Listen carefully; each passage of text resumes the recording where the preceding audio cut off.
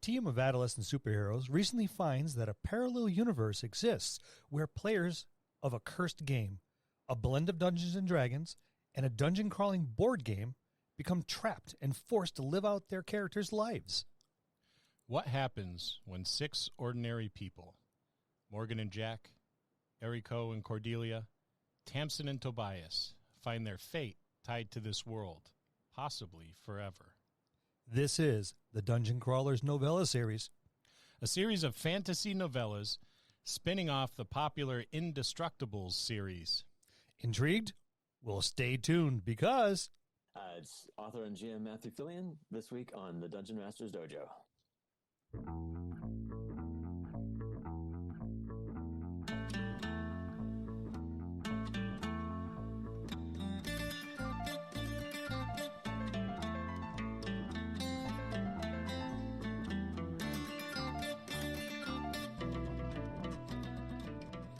Hello, and welcome to another episode of the Dungeon Masters Dojo podcast.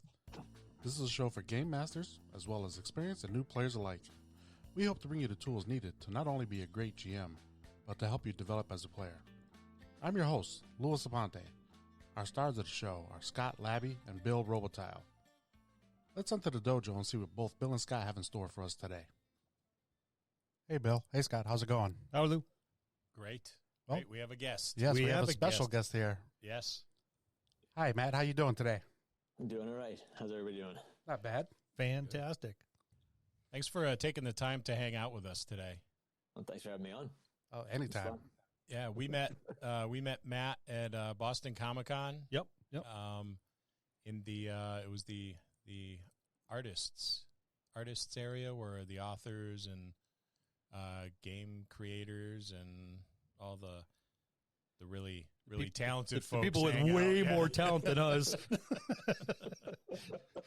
We just babble and blubber through. That's the only talent we have at the moment. Now get to speak with someone with like true talent. Hey, you're giving us too much credit. We're all. There's a reason why they stick us in the back of Comic-Con, like we're over in the corner, away from the furthest thing. That's from the because front they door, don't want you to outshine everything else there. That's what it is. That's exactly it. So we'll jump right into it.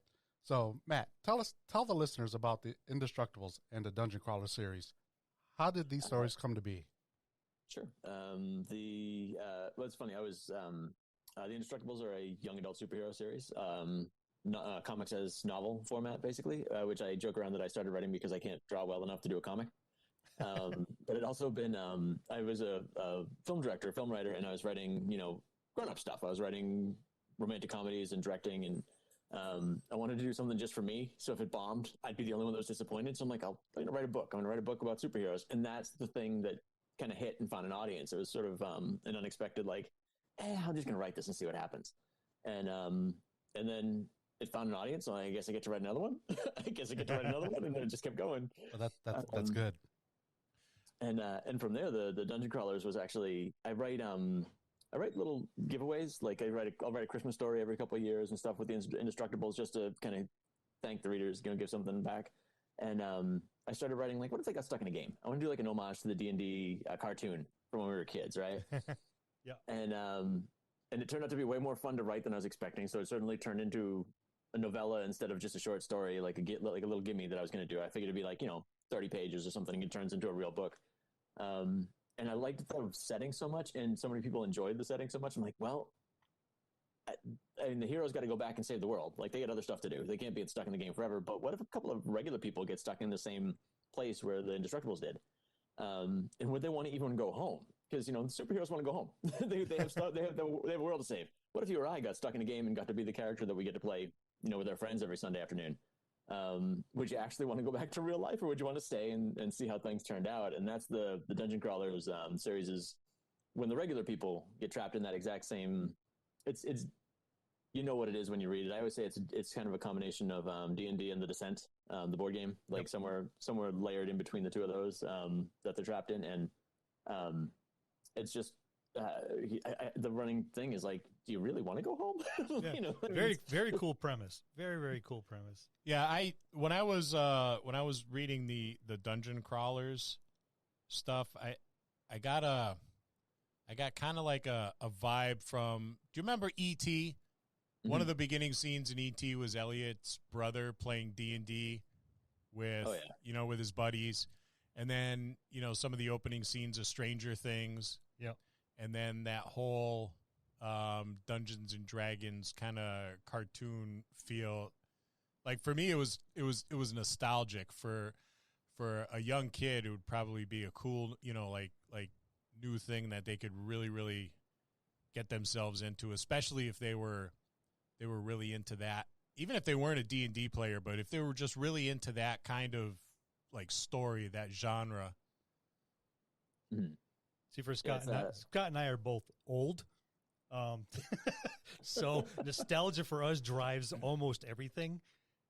And when we read stuff, especially things you've put together a couple different areas together in one little creature all by its lonesome, and it starts firing off at different levels for us for nostalgia. Like you said, the beginning of this one, the beginning of that one, and the old cartoon, and you start, flashing back to, wow, when I was a kid, man, the excitement and of finding out this stuff brand new. And for the younger audience, I could hope they could have that kind of excitement where him and I look back and going, wow, okay, this is taking me back 35, 40 years. This is cool. It's funny. I'm essentially a nostalgia machine at this point because, the superhero stuff is a love letter to comics. The dungeon crawlers are a love letter to the RPGs that I've played my whole life. And I didn't think that was where I was going to go as a writer, but that's where I kind of live now, is that like using nostalgia and trying to do something fun with it as opposed to just leaning completely on it. And yeah, that's kind of the goal, is like, I want folks like us. Like I want it to be recognizable while giving people something new to check out too. That's really cool. All right. So what can we expect from both teams? I've left, for anyone caught up on the Dungeon Crawlers, a little bit of a cliffhanger in the most recent. And it's sort of an experimental format. I'll do 3 ebooks and then a collected edition, a print edition, after all 3 ebooks are out. So I've currently got 2 more of the novellas to write to put the sort of second act of the story together. And I've left it on, essentially, without giving too much away, they have split the party. Oh, and we all know what happens when you split the party. Yep. and in part for story reasons, I realized that as a writer, I like writing. It's tough to have 5 or 6 or 7 characters in a scene all the time. I like to get 2 or 3 people together and see how they interact. And so I wanted them to kind of, split the fellowship a bit, and send them in different directions to find some answers. So, the next 2 stories will be those 2 sets of characters seeking out some answers to things that come up in the most recent book. And for the Indestructibles, I'm working on a prequel.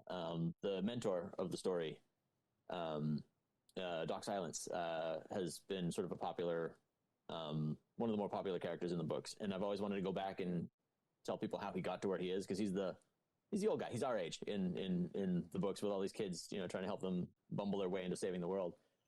So the next project from that will be where he came from, and it'll be. It's funny. I was calling it a YA, but it's sort of almost a coming of age story instead of it's really like starting off small before. Indestructible starts off like right with a bang, with a burning building and people saving lives, and this one is going to be sort of a slow burn of how does, in a world where magic exists, but so does everything else. Like, so does our reality. How do you layer those 2 in, and how do you look behind the veil? Cool. So that's the next 2 for them. So I know I can't wait. So you've got some other cool stuff going on as well. So I hear there's a war brewing between Atlantis and the surface world. So I'm really, really intrigued about that. That's my my poor neglected middle child. So the Echo in the Sea, which is about. It started off as like, I just kind of want to write. Aquaman for my universe, like just that whole every superhero universe has an Atlantis, right? And it ended up becoming my sort of most talking, like dealing with real worlds story between the 3 series, and it's set in the same world as the Indestructibles. There's cameos, but they're parallel, so you can read them separately and not actually need to feel like you have to have read one before the other.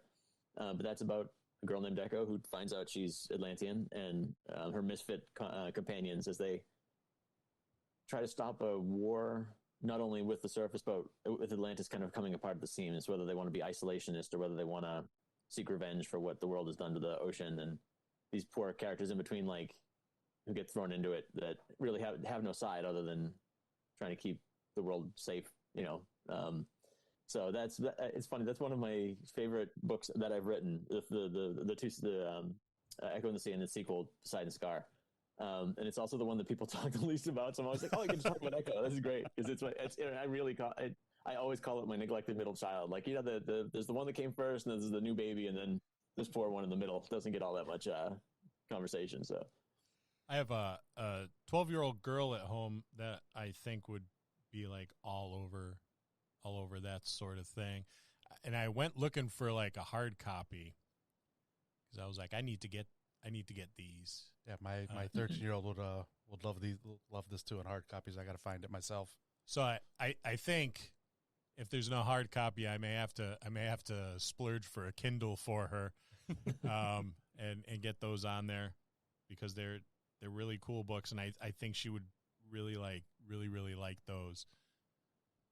And the physical copies are out there. Actually, it's just usually not at the local bookstore. When you're a small enough author, you know, you kind of understand, like, people, the local bookstores might not necessarily know about you yet. But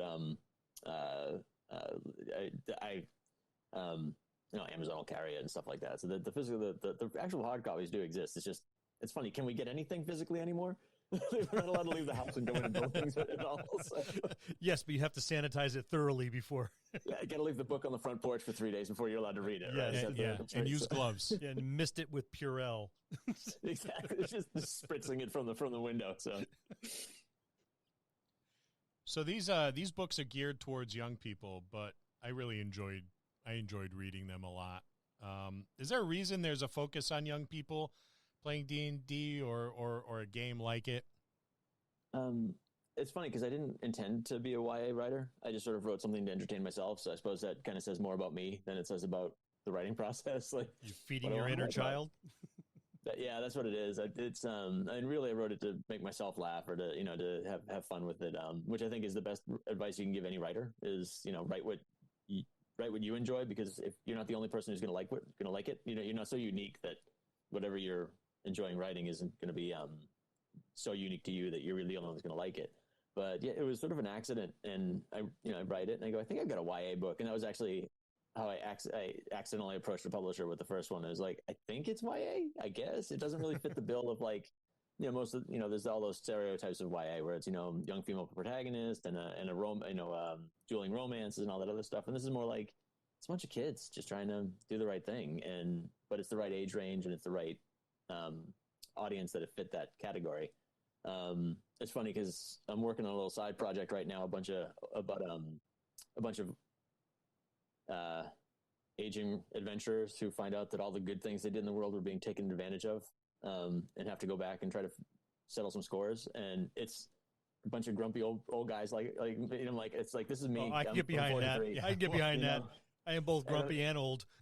It's funny because I was like, I was almost afraid to leave my space there with the YA, because I've kind of, publishing doesn't really want you to, they want you to stay in your shelf, you know. It's helpful to kind of know where, you know, what your specialty is. But I'm like, I'm kind of obsessed with these, you know, it's the aging barbarian who hasn't found anything that can kill him yet, and he's kind of upset about it. You know, like that kind of thing. Like, I've been going, like, I'm tired, man. Like, nothing's got me yet, and I'm getting tired. And then they find out that, you know, they thought they did a bunch of good in the world, and it didn't turn out the way they wanted to. So they decided it's almost like a heist book, and it's a chance to take a break from being solely focused on that coming of age, young character thing. But I've got deadlines. I get young characters to write all the time. So give us more. Yeah, it's a true story. I'm at Comic-Con, and I've written, I think it was 8 books in 6 years or something like that. It's pretty prolific. But they'll come in spurts. And there was one Comic-Con where I only had the new Roll for Initiative. It was the Indestructibles fantasy novella. This kid walks up to me, and he bought the books last year, and he looks at the new one and he goes, "That's it?" Well, that tells you a lot right there in itself. I want more. Yeah, just stab. Yeah, right in the heart. Yeah, that's it. I'm like, that's it. That's it. And there's I think there were 5 or 6 full-length books on the table, and then this little novella, and he just wanted something new. And the punchline to that is a year later, I had 3 books come out that following year. I'm like, I hope that kid comes back. I want him to come back and see 3 books. Take that, you little shit. He didn't show. So I was really hoping he'd show up and be like, look, you guilted me into writing 3 books this year. And it never came in. So yeah, but you would have wanted 5 the year after that. Yeah, he would have been like, oh, what? Only 3 books this year? How many? It's like, 3? I'll have that done in like 4 months. But that goes to say how well these kids are taken to these books as well. Oh yeah. They're obviously going at them voraciously, so that's cool. Yeah, it's a good thing to want people to want more. Occasionally you feel guilty. Either some people will be resentful. I feel guilty about not getting books out as fast as people might want them. But then it's better than having nobody ask for it, right? So, yeah. Well, we're still a young podcast, so we haven't experienced any of those sensations yet. No, we haven't. Yeah. Nobody's asking us for more. No. When's the next episode? I'm still waiting. We're just chucking it out there and hoping they listen. That's the trick, though. Just keep throwing things into the into the universe, and people will find you. That's what they. Well, apparently, our numbers are going up, so I guess somebody likes us. There's a few people, yeah. We just need to see more comments. So more comments and reviews. This is going to be a multi-part question for you. Sure. When did you start playing tabletop RPGs, and what drew you towards the hobby? And what are your favorite tabletop RPGs? God, it's funny because the thing that got me into it was I had nobody to play with, but I was a kid that you couldn't drag me away from Walden Books. Are we all local? Remember those? Yep. Oh, yeah. I'm in the mall, and my little, 8-year-old self would go wandering in, and it was seeing. I was actually thinking about this right before we jumped in. I'm like, I know I had copies of first edition stuff. I don't know how I got it or where I got it. I remember buying AD&D. I remember the hardcovers of the player's manual and the Dungeon Master Guide because that art. Like, I can call the art from those books to mind like this. And it was the thing, like, look at this dude on the horse running away from, like, there's this, it pulled you right in. Yep. And then I'm there reading it going, I need to find people to play this with. This is amazing. So I probably didn't start playing till middle school when I finally actually had people that were willing to jump on a table with me. And then, life in college and everything else happened. So I had some time in between, but it started young. And it was, what drew me to it was I didn't have anybody tell me about it. It was there on a shelf in a Walden Books in Somerville, Massachusetts, and just pulled it off the shelf and went, I want this. And my father actually had a rule of any book I'll read, he would buy for me. It is not a bad way to turn a kid into a writer. Not a bad way, really, no. right? Yeah, I had a similar kind of arrangement with my grandfather. He was always willing to open his wallet for books. Not for much anything else, but books. Yeah, he would open his wallet for that. Yeah, it was a good way to get the brain going as a kid too. Like, and then he's like, if you'll read it, I'll pick it up for you. So I've got this book with like, was second edition still Thaco, like all that other stuff? Oh yeah, Yes, it was. Like, it was, it might as well have been a magic tome at that point, right? Like this, it was, but hey, it was math, but just that pulled me right in, and then I went looking for somebody to like get hooked with me because I was all by myself. I didn't have like somebody else play this with me. And then what were my favorites? Yeah. Oh God, I mean, I am running so many games right now in 5e that and it's so easy to teach that I think I've got to put that as my favorite now because I've spent basically the past 12 months teaching people almost every week how to play. And I appreciate the simplicity there. I was hooked on Pathfinder for a very long time because I liked how much it had. There was just so much of it. Yeah, Pathfinder was massive. Yeah, it was, and some of their the tweaks that they had on some of the classic monsters and stuff I really liked. I loved the old D20 Star Wars. Was that a Wizard of the Coast book?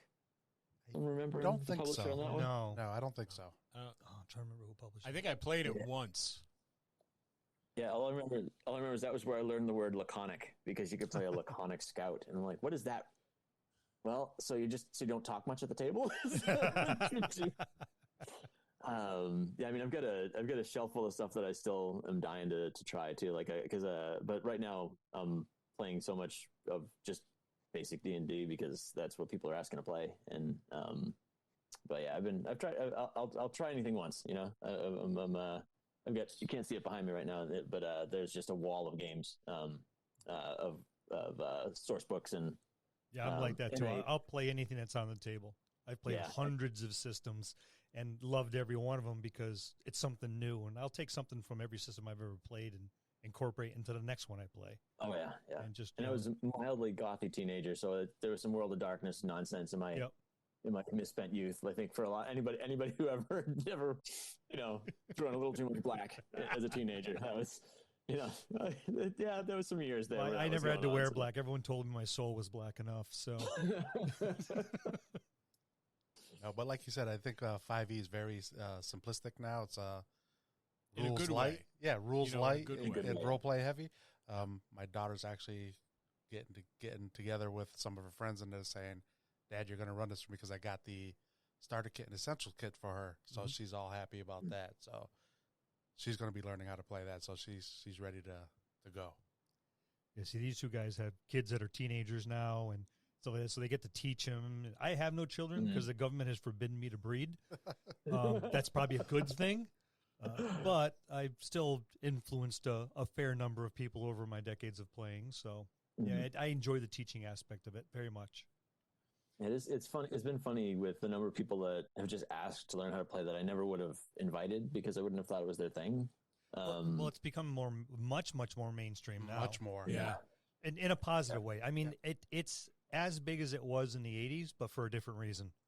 Mm-hmm. Yeah, and I would venture to say it's even bigger. It's getting to that point. I would say it's bigger. It's getting myself. to that point now. Yeah. It almost feels like because it's everywhere and it's not frowned upon. Like even at its height, you still kind of had you had the schism you had to deal with. Yep.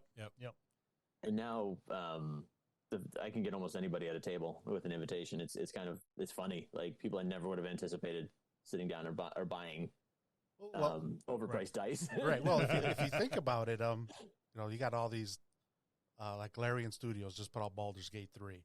People are jumping all over that like there's no tomorrow. There's Baldur's Gate 1, 2, and there's a couple other ones. So the kids are not just kids, but everybody's starting to now become accustomed to the word Dungeons & Dragons, and it's not as it's not a bad word anymore. Well, yeah, a lot of it doesn't have the connotations that it did. When we 60 Minutes did their thing on it, and TSR had to kind of defend themselves, and in the content of the game. I think like things like Critical Role with Matt Mercer's crew and Felicia Day doing a lot of stuff around that. It's kind of like made Dungeons and Dragons, I don't know, for lack of a better term, like sexy. Well, fantasy and fantasy has become much more acceptable, and on the heels of that, Dungeons and Dragons is right behind it because that's where a lot of this fantasy stemmed from. So like, oh well, fantasy is really cool, so I guess Dungeons and Dragons must be cool too.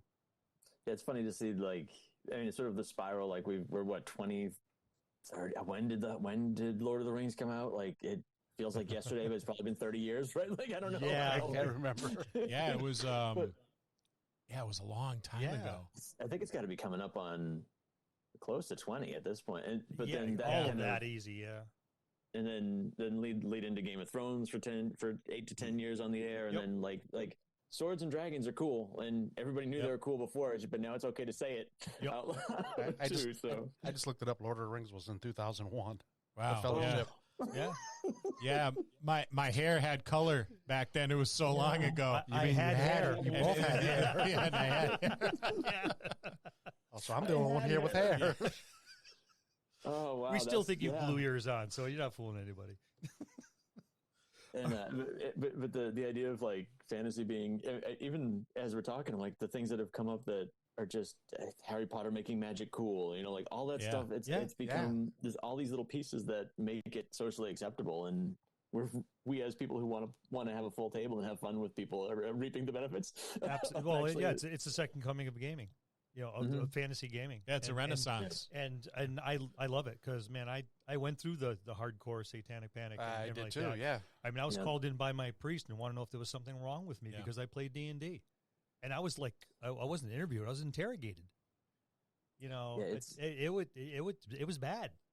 And now it's, you know, It's socially acceptable. I go now. to work and I hear kids, you know, the kids on my front. I work in a grocery store. I'm a department manager. And did we just lose you?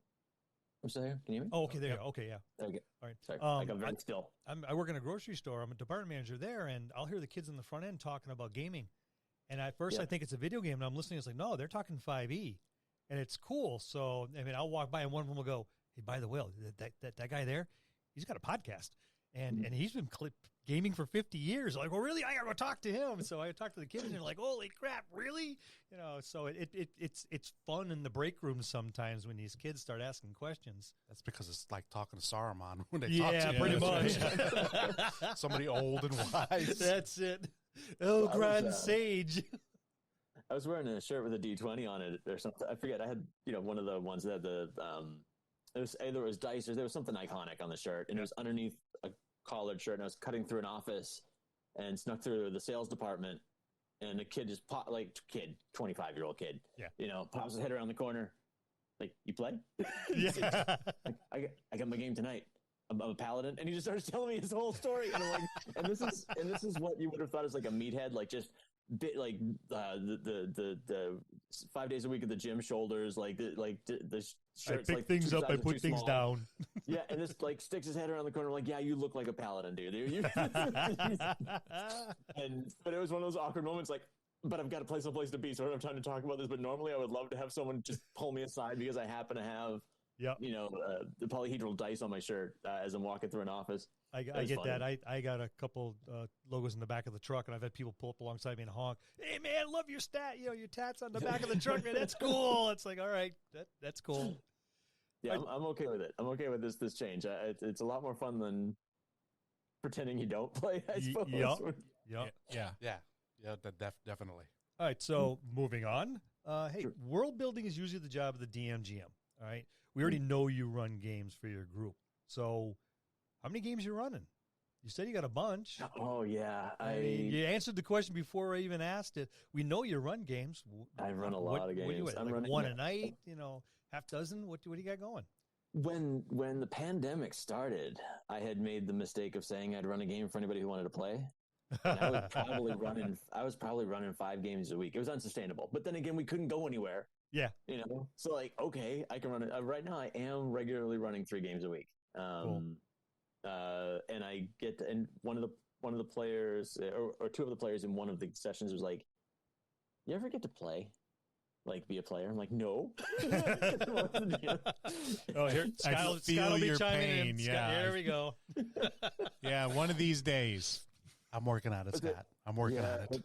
I GM'd for nearly 40 years straight, and I came down on the Monday night game and announced after the end of this scenario, which would be the week following, I will no longer be game mastering.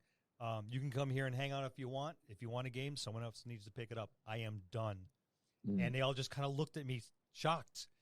And Scott picked up the game, and then another one did. They did a little round robin, but since then, the poor mantle has fallen very squarely in the middle of Scott's forehead. So, Fortunately, I have a large enough forehead to support it at the time. But but they actually invited me to play in, ironically, a superhero game using 5e. So I play not every week, but pretty regularly with them, portraying a shadow monk that's a knockoff Daredevil. And then I've run 3 games. Not it's hit or miss. You know, if more than half the group can't show up, then we might not have it every single week. But right.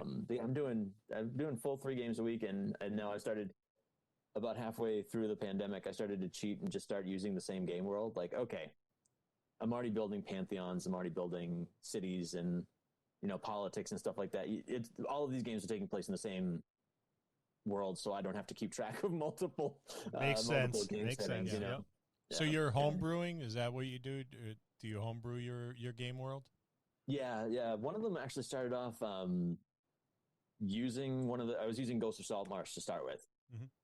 But after a while, the players were so creative, and I started to go off book pretty fast. So I kind of used that as like, okay, here's my little kickoff as a seaside town, and then I started building out from there where that seaside town would be. And so I stole liberally from that particular source book to get the kit thing started, and then the groups that came along after that ended up being fully homebrewed. Actually, one of them, because I didn't think everybody was going to show up because it's a pandemic, like, I would just do a game on a Sunday night. Whoever shows up can play. So I was just doing Monster of the Week. So they became, I called it, the setting was like if Witcher weren't so grim kind of a thing. Like, this is before we realized that Witcher was actually pretty funny, but like that kind of Monster Hunter style thing. And it just turned into this epic adventure. And the regular 6 or 7 people started showing up every single week. And the ones that weren't going to stick around dropped off. And then that became a setting. And I'm like, okay, I guess I'm world building this too. And then, but the fun part is that's actually becoming part of the story world that I'm building, because I'm putting all of this energy into building a world for the players. It's already here in my head. I might as well use it for the story that I'm telling professionally as well. Cool. So everything's all sort of interconnected so that nothing's wasted. I'm using every part of the elephant or the buffalo. Yeah. Well, we kind of did something similar with what we're doing now. Yep. So we ran a week-long campaign for the last 12 years. A whole group of guys shows up. And we've had as many as 22 and as few at the table at one time. Well, we run multiple tables, parallel things. But same thing. We kept building our own stuff and homebrewing to the point where now we basically have we have our own world. Politics, pantheons, the whole bit, everything's, created from scratch. And that's what everyone's familiar with, and that's what everyone wants to play in. You try to drag them somewhere else, like, no, we'll go to the world. Yeah, and they enjoy it because they're familiar with it, and they help build it too. That's I was because some of the players got very much into the character side of things, and so I started doing little side, like, couple of hours, like, just want to like talk to NPCs or kind of explore the world without worrying about building a combat scenario or really even worrying about stats or anything. And they were asking questions that would then force me to build the world more. And that became incredibly useful for me as a writer and as a DM. Like, keep asking the questions that you want to know the answers to, and I might not know them on the spot, but we'll come up with something together. I'll figure it out. Yeah, and a lot of what came out of that was just building out the world as they needed. I was thinking of it as because as a fantasy writer, you tend to get. I've never seen anything bogged down for fantasy or any type of writer more than having to build the whole world before you start writing. Like, you got to know where all the mountains are. You got to know where every river is. And I almost look at it as, instead of like a video game with the fog of war, where you can't see beyond where you've been. Yep. As the character in the game, and I kind of try to write like that, like to build as much world as you need, so you don't box yourself in and you don't get overwhelmed and panic and then stop writing or stop DMing. Like, oh no, well, I don't know what happens from here. Well, that's okay, and that's where I see DMing and writing kind of tying together so well, is that don't overbuild the world and let the characters take you where to the parts that you have to build out. That works. So that leads us into our next question. What's your gaming, GMing style and philosophy? I always say I'm on the player side. I know some folks really like the adversarial kind of, GM versus the players challenge. My philosophy is I want to be the biggest fan of their characters, and take them through a story that they can really delve into. I got a really great compliment from a player the other night that she said that she's been playing for 20 years and hasn't had the depth of character questions. Like, she's had fun. They've been fun adventures, but asking, really who the character is and what they want. So my philosophy is almost to tell the story with them, or let them tell their story. And I want to be on their side. I don't want them to feel like they've got to fight me on anything, because at the end of the day, it's our story together, not mine for them to live in. I'm just mostly there to adjudicate the story to make sure it gets to some sort of an end, or some sort of conclusion. So yeah, my philosophy is definitely like, at least for me, I want it to be a story that they want to explore, and I want to be on their side. I want to be a fan of their characters. That's cool, because we've found that most of the more experienced, older GMs and storytellers have a very similar point of view. It's all about the players, and we've both said that a number of times ourselves. We haven't run into much of the adversarial. I usually find that with the younger GMs, the newer GMs. The newer GMs, yes. Yeah, that it's like me versus you, but as they mature and as they get older, and they see other play styles, it's like, wow, okay, a lot can come out of it if you just play with the characters instead of against them. Yeah, I think it almost comes out of, you got to grow out of the video game mindset. I was just about to say the same thing. Mm-hmm. And it's funny, I've got one player who when she first started playing, it was always trying to find the way to counteract what I was throwing at them, very in a gamey kind of a game way, like what loadout do I need for my character to beat this particular scenario? And I kind of had to say, like, I'm never going to throw you in a situation you can't find a way out of. You might not find the way out of it, but I'm never going to put you in an impossible situation as a character. I want you to I want there to be an avenue for success. And so, like, just trust me. It's okay. You don't have to know the answer before you sit down at the table. You can find the answer when you're playing. But she's a hardcore gamer. She's a very talented hardcore gamer, and she wants to problem solve.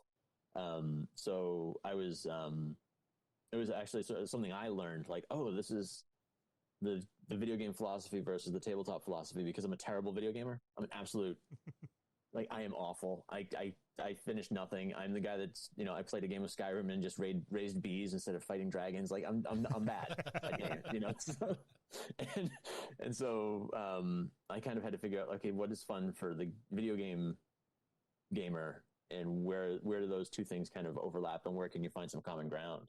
And how do you build trust? Because they're so used to the game being out to get them. This is true. Yeah. If you play too much, it's like, trust me, I'm not running Dark Souls here. This is not. We're not trying to ruin your day. Like, this is we're having fun. Trust is a huge thing. When you're between players and DMs, it's there's that social contract, and you have to trust that your DM is gonna do good by it and be respectful and accommodating, and deliver a fun and enjoyable game experience. Well, I agree with you. I think that's, like I said, a little hard, because a lot of guys are still coming from a video game. Yeah. Like I said, I play Baldur's Gate quite a bit. I played with a few guys. As a matter of fact, we even had one person here at our table once, Nevitz. When he was playing with us, it was like a video game. He was gonna go do this and this and this, because he wanted to make sure he was going to win. Yeah. I had to explain to him later that I had to remind him, because he did play D&D in the past, but because he was so ingrained into the video game world, it changed his whole perspective on everything. Yeah. And that's where what it's all about, is perspective on, or making a difference between a video game and then a tabletop game. Mm-hmm. Yeah, that idea of winning. And winning is being at the table with your friends, right? Like, that's how you win D&D. Yep. Absolutely. Yeah. I say it all the time. Yep. Lou's our biggest proponent for that. Yeah. I'll steal it. The quote from him. He says he comes to the game to be with his friends. The game is an excuse to be here. Yeah. It's more important to be with his friends. So. Well, yeah, like you said, we've been friends for, forever and a day. Longer than we haven't. Yeah. So to me, the game is an excuse to come and hang out with my friends. I don't even care if we just character build or if we just shoot the shit. I'd rather be with my friends and enjoy the game that way. Yep. And it's funny, that actually was what my fear was when the lockdown happened, because I was doing 2 games maybe on a good month, twice a month, on a bad month, maybe once a month per group. And when the pandemic hit, I'm like, I'm not gonna lose my friends. I'm gonna lose my time with my friends. Like, we'll stay in touch, but we're not gonna have that Sunday afternoon or that Thursday night around the table having a beer, and laughing, and like I had like actual panic, like I'm never going to see him again. You know what I mean? And the first, right when okay, nobody's going to talk to anybody. You all got to stay home. You guys want to try doing it online? I mean, it might not be as much fun as being together. And so we played at our usual time, Friday night. I set up an extra camera pointed at the table because I'm addicted to minis. So I had to have my map and minis. No theater of the mind for me. And I like theater of the mind, but I'm also going to have the minis on the table because I painted them. They're going to be on the table. But I put the time in. They're going to be on the table whether we need them or not. But we played through the session. It went really well. We're all on camera, and at the end, because nobody could leave the house anyway, somebody's like, "So do you guys want to play more often than once a month? Like, we could play a lot more often if we just got to log on and we don't have to schedule anything." And he says, "I mean, I'm free tomorrow." And then we all laugh, and he goes, "Yeah, but no, I'm serious. I'm free tomorrow. Like this is great. Like, let's play all the time." And that's how we went from one Sunday afternoon a month to every Friday night. Same group shows up every week, and it was all because. And at the beginning, we were more often than that, but it was that whole of like we need to be with our friends, and if being with our friends is, fighting Sahuagin, okay, that's one way to do it. But yeah, I had a game running at my house since 1978 every week, religiously, until the pandemic hit. So we started a podcast instead. There you go. So we don't have a table full of people, but I got two of my closest friends here, and we do this every week instead. And that time is precious. And you're absolutely right. You won't lose your friends because you don't see them, but you'll lose that time, and that time is precious. I think it becomes more valuable the older you get. Yeah. What's the saying? The older you get, the more you need people that knew you when you were young. Is that the way that the old philosophy? Like, you need people that actually know who you are. It sounds close enough. We can go with that. Yeah, we'll keep it. I didn't write it, so I'm not going to take credit. Somebody else said it. Somebody smarter than me. So. All right, we spoke briefly about DMing as how it's helped you mentally and emotionally in your well-being during the pandemic. I mean, you want to expand on that a little bit? I mean, Yeah, actually, I want to say just, but it was probably like 3 weeks ago. I wrote a piece for Medium on, I'm going to botch the title, but it was like how Dungeons & Dragons saved my life during COVID.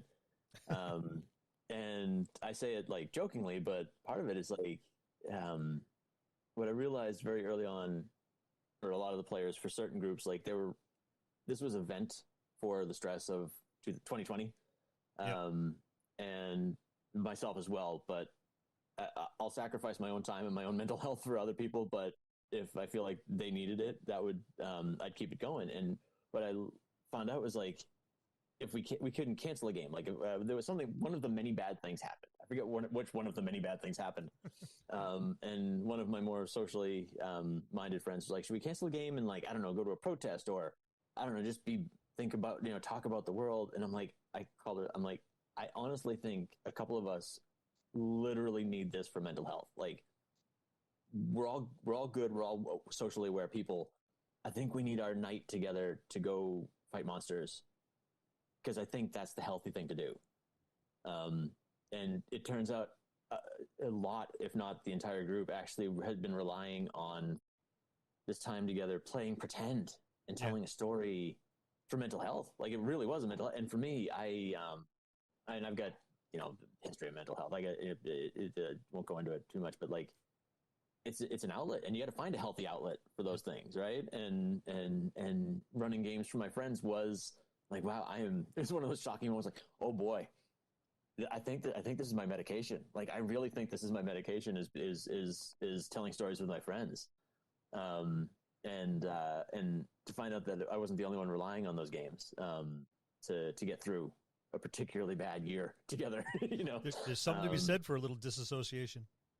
Yeah, healthy disassociation. Yeah. It's it works wonders for your well-being. And it's you look at what you get out of it when you're sitting around the table. You're there with your friends. Your collaborative storytelling is taking place. There's that conscious suspension of disbelief, you know, and stepping into a fantasy realm and outside of your day-to-day activities and even outside of your own skin, to do these big things. Or even little things.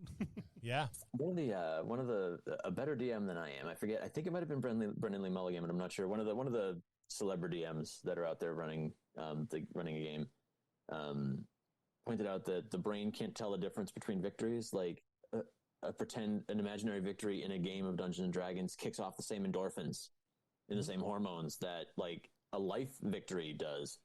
So of course it's beneficial. Like if slaying that dragon or, you know, defeating that evil noble or whatever your goal is in a game, like that, your brain just goes, ding, success. Here, have some endorphins, feel better. It's real. It's a real emotion for people, you know. And we can call it playing pretend all we want, but it really is. It's a shared voluntary hallucination together. You know, we're and your brain reacts to those successes the same way that that we would any normal victory in life, I guess. That being said, I'm going to call my next paladin Dopamine. Sir Dopamine. Sir Dopamine. I'm going to hold you to that. I was just about to say the same thing. Yeah. And the funny thing is, he will. Yeah, I will.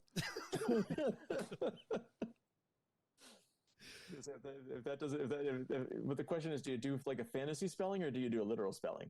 Oh, I'll do a fantasy spelling. Yeah. Okay. Oh, heck yeah. I'll come up with something.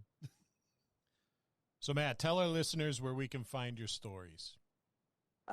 Easiest places to find me, MatthewPhillion.com, my website. I'm also over on Amazon and occasionally your local bookstore, especially if you're in the Northeast. And I'm easy enough to find online. It's one of those things when you're an author, you're basically required to be on social media all the time. So Matt Phillion on Twitter is an easy place to find me. If anybody ever wants to talk shop writing, I will never turn down a chance to talk about writing and storytelling or D&D, to be honest. So let's not forget, check out the Indestructible series, especially if you have some young kids at home. And they're a fantastic read for grown-ups. It was very, very nostalgic reading all of these stories. So the Indestructibles, awesome. Echo in the Sea, I'm waiting to find out what goes on with this conflict between the surface world and Atlantis. And the Dungeon Crawler series, that was probably my personal favorite. Go check those books out. So thank you very much. And that's our episode with author and DM Matthew Phillion. Thank you so much for joining us. I'll see you next week in the dojo. That's going to conclude this episode. Thanks for tuning in and listening. Please subscribe to the podcast for more great content. If you'd like to hear a particular topic, you can reach us out on Facebook at the Dungeon Masters Dojo, or you can drop us an email at thedungeonmastersdojo@gmail.com. Thank you, and have a good day.